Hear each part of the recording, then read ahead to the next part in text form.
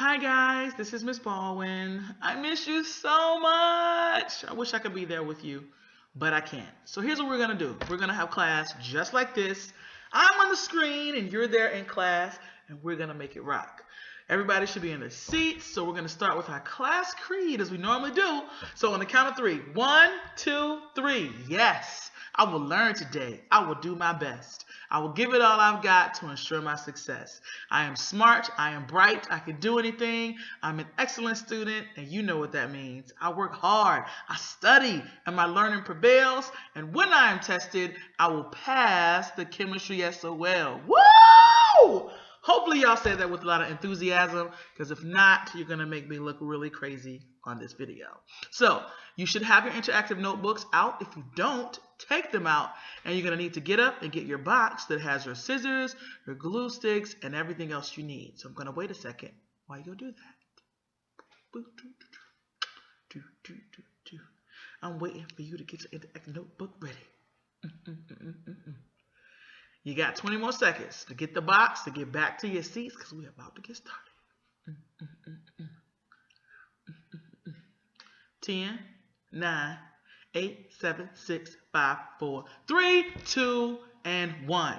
All right, now you should have on your desk, or your substitute should have given you, a series of papers. The first paper we're going to start with today looks like this. Can you see it?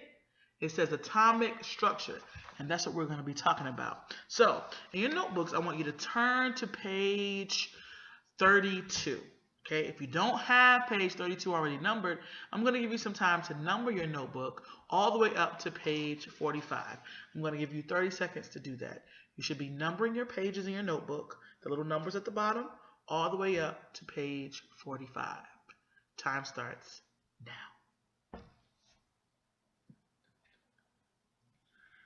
Are you numbering your pages? You should be. Okay. All right. Now that you've numbered up to page 45, I want you to turn to page 32. And on page 32, I want you to write unit, topic, atomic structure. Unit, topic, atomic structure. Make it nice and big and pretty. And that's going to start a new unit. All right. Once you do that, I'm going to give you some time, because you all know how I like to move fast. Okay. Once you've written unit topic, you're going to turn to page 34. And this paper, I want you to cut it in half. Okay, cut this paper in half. And this side that says atomic structure is going to be glued in on page 34. Page 34. Now, what do you think you're going to write on the top of page 33? Yes, you are right. You're going to write the word processing. So processing goes on 33, and atomic structure, this side, is going to go on page 34. I'm going to give you a minute to win it. Time starts now.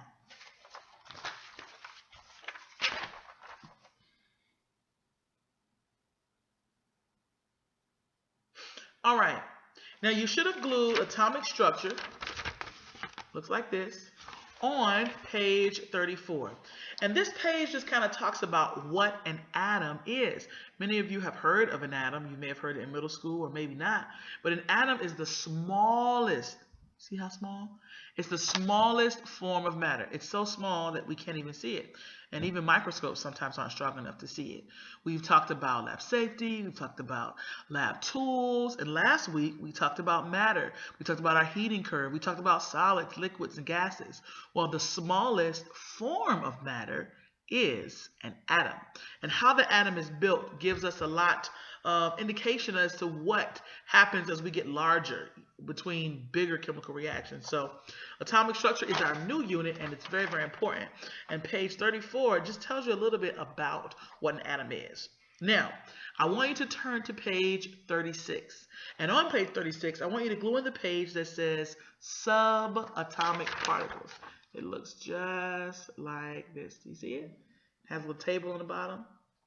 Yeah? All right, I'm going to give you a minute to win it. We're gluing in subatomic particles on page 36. Time starts now.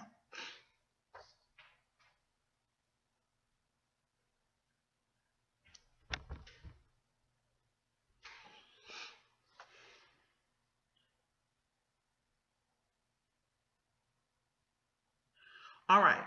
Now that you've glued in on page 36, subatomic particles, we kind of got to talk about what that means. All right. The word sub meaning smaller, okay? Atomic meaning the atom, and particles meaning, molecule or particle or a piece of matter. So subatomic particles are particles that are smaller than an atom. Now, what could be smaller than an atom? Well, you may have seen it in your reading on page 36. We have three things. How many? Three things that are smaller than an atom. Protons, neutrons, and electrons. I'm going to say it one more time. Protons, neutrons, and electrons. Now let's be real. You've heard of this stuff before. I know you have. In middle school or physical science, Bill Not a Science Guy. Maybe you saw it on Sesame Street. But you should have heard of the terms proton, neutron, and electron. The page we're on is page 36, and it tells you a little bit about that. I'm going to give you 1 minute. That's right, 1 minute to look over page 36, and I want you to fill out this bottom chart here. From your reading, you should be able to tell me, where are the protons? What are their charges? Where are the neutrons, and where are the electrons? I'm going to give you a minute to win it. Time starts now.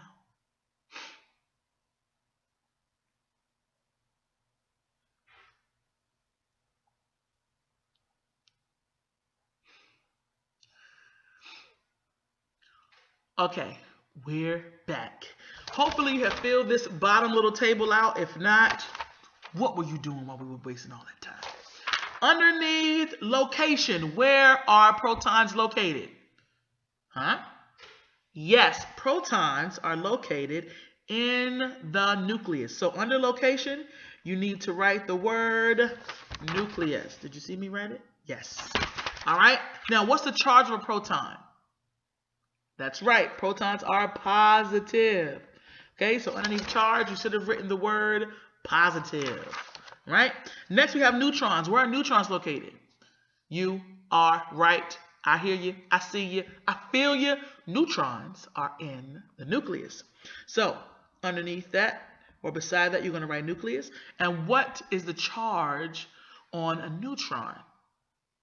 That's right. It doesn't have a charge.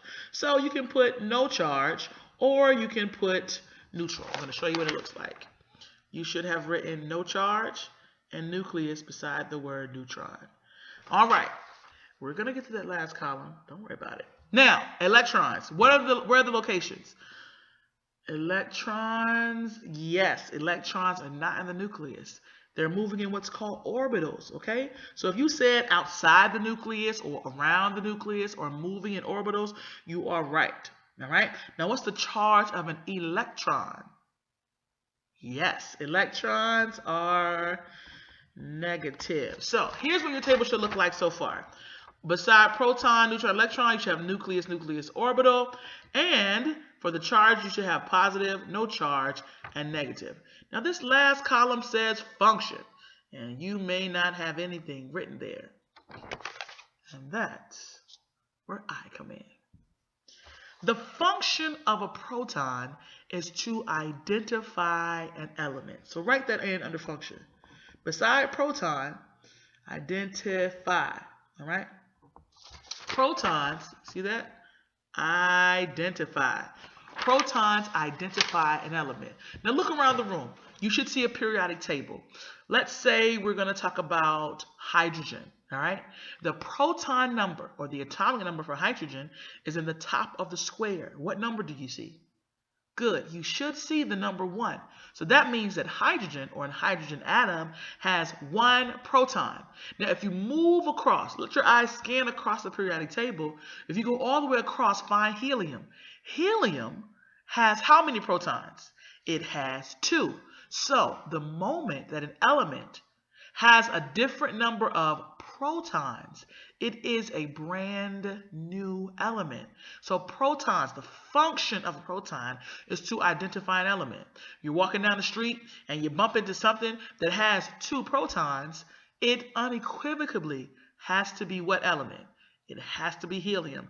Helium is the only element that has 2 protons. What if it has 3 protons? What element would it be? Right, it would be lithium. Lithium is the only element that has 3 protons. So the function of a proton is to identify the element. All right? Neutrons. Underneath function, beside the row for neutron, I want you to write weight. Okay? Neutrons, although they don't carry a charge, they carry weight. So where neutron is, I want you to write the word weight. A neutron sits in the nucleus with the proton, making the atom heavier or larger. Now, also beside the word weight, I want you to write the word isotope. You spell that I-S-O-T-O-P-E. Isotope, okay?